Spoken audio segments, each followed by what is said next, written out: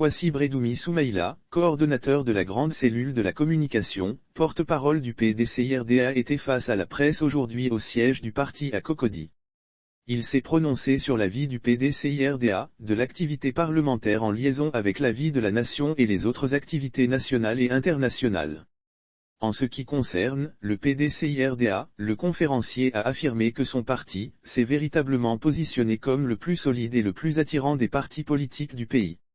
Le PDCIRDA est devenu le parti le plus attrayant et attractif sur l'échiquier politique national. La communauté internationale lui accorde tous les intérêts pour son leadership, en vue de gérer la Côte d'Ivoire dans l'équité et retrouver dans ce pays phare la paix et la cohésion sociale, a-t-il ajouté. Pour se justifier, le porte-parole du plus vieux parti de Côte d'Ivoire a cité plusieurs faits, notamment, la tenue de l'Assemblée Générale de The Democrat Union of Africa, DEA, dont fait partie le PDCIRDA le 9 novembre 2022 à Abidjan. Au terme de cette réunion, le président sortant Henri Venéani de la Namibie et l'équipe des nouveaux leaders sont allés rendre compte de leur délibération au président Henri Konan Bédi. La visite de Raphaël Savimbi, fils de feu Jonas Savimbi, ancien chef de l'UNITA en Angola, au président Bédi, le 8 novembre 2022, qui est venu s'abreuver dans le fleuve de la sagesse que représente notre président, le retour du ministre Nyamien Konan au PDCIRDA et l'intégration de Martial Aipo. L'audience accordée à Simone Gbagbo par le président venu présenter son parti, Mouvement des Générations Capables, MGC, au président du PDCIRDA. Tous ces ballets politiques confirment l'attractivité de notre parti, non seulement pour les leaders politiques, mais surtout pour les Ivoiriens. Le PDCIRDA est donc un parti en qui les Ivoiriens continuent de faire confiance et qui fait rêver, a indiqué Kwasi Bredoumi. L'actualité dans le pays est marquée par le vote des lois à l'Assemblée nationale. Plusieurs projets de loi et d'ordonnances à ratifier ont été soumis aux députés. Le groupe parlementaire PDCIRDA s'est mis en relief par ses prises de position. Parmi les multitudes lois et ordonnances, quelques-unes ont fait l'objet de l'analyse du porte-parole du PDCIRDA pour la séance du jour. Le groupe parlementaire PDCIRDA a refusé de soutenir la taxation du ciment et du fer et demande au gouvernement d'appliquer cette parafiscalité sur les matériaux de construction de luxe. Ce qu'il a refusé de faire. Le conférencier s'est appesanti sur l'ordonnance portant modification de la composition et l'organisation de la CEI. L'ordonnance portant modification de la commission électorale indépendante a été votée la semaine dernière en plénière avec une majorité de 122 voix contre 55 voix contre et 15 abstentions.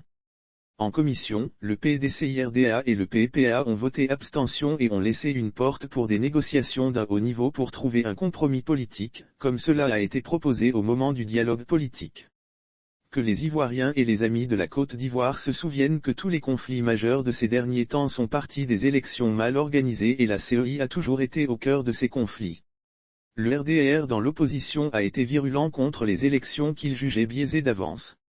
En 2001, à la suite de l'élection présidentielle qui a porté le président Gbagbo au pouvoir, le RDR a refusé de participer aux élections législatives qui suivaient immédiatement celles de la présidentielle. Résultat, le RDR n'avait pas d'élu à l'Assemblée nationale. Une décision politique a été prise pour permettre au RDR d'avoir des représentants dans les organes centraux et locaux de la CEI. Le RDR entre-temps a fini par aller aux élections locales et a remporté des mairies. La solution politique était que les partis politiques qui avaient soit des députés, soit reportés des communes devaient être représentés dans les organes de la CEI, au niveau central, comme au niveau local. Par ailleurs, les dispositions d'alors n'autorisaient pas le président de la République à présider un parti politique. C'est donc sur ces bases que la loi de 2001 sur la CEI a été votée à l'Assemblée nationale, pendant que le RDR y était absent. Se fondant sur la loi de 2001, le RDR, devenu RHDP, propose une loi modifiée, totalement déséquilibrée et qui est une source de conflit pour les élections à venir. Pour cause, le président de la République est aujourd'hui président du parti au pouvoir. Il y envoie un représentant, puis son ministre de l'administration y envoie le sien, les préfets et sous-préfets qui sont les représentants du président de la République au niveau local ont chacun un représentant, a rappelé, M. Kwasi. Il a ajouté que le Conseil national des droits de l'homme qui est une institution financée par l'État y envoie son représentant. La CNDH ne peut s'ériger en institution indépendante dans l'état actuel de son statut. Le drame, c'est l'introduit dans la composition de la CEI comme organe de la société civile. Au total, sur 18 représentants, le parti au pouvoir a 13 et l'opposition dans son ensemble n'aura que 5 représentants. Le groupe parlementaire PDCIRDA a introduit un amendement pour que ce soit les partis politiques qui ont au moins un élu au Parlement ou qui obtenu une commune représentent l'opposition au sein de la CEI, au titre des partis politiques de l'opposition. Le RHDP a opposé un refus catégorique, comptant sur sa majorité au sein de l'hémicycle. Je rappelle que cette disposition est inscrite dans la loi de 2001 portant organisation et composition de la CEI. C'est justement cette disposition qui a permis au RDR d'y entrer. Ce refus est clairement un recul démocratique. La loi dans sa mouture actuelle ouvre les portes au RHDP de faire rentrer dans la CEI des partis affidés qui n'existent que de nom. Cela viendra encore gonfler la surreprésentation du parti au pouvoir, a-t-il déploré.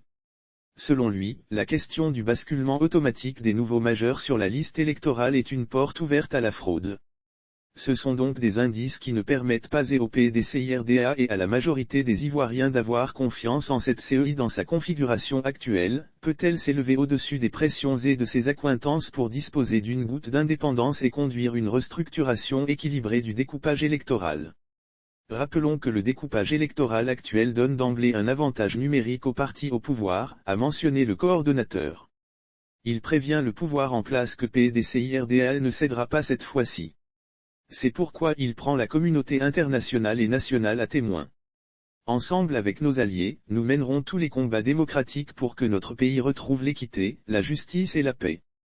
Nous observons que le PDCIRDA est le parti qui porte l'espoir des Ivoiriens. Le parti au pouvoir n'a nullement la volonté d'aller à la paix et la cohésion sociale. Ce parti a toujours utilisé le passage en force face à toutes les questions qui touchent aux intérêts des Ivoiriens, seul le souci de braquer le pouvoir reste sa préoccupation. Par ailleurs, le parti au pouvoir a fini de démontrer aux Ivoiriens sa gestion paternaliste et laxisme des ressources publiques. Il est donc temps que des élections crédibles et transparentes aient lieu pour que le PDCIRDA vienne sauver la Côte d'Ivoire et ses habitants. Cela commence par une CEI aux normes, a-t-il conclu.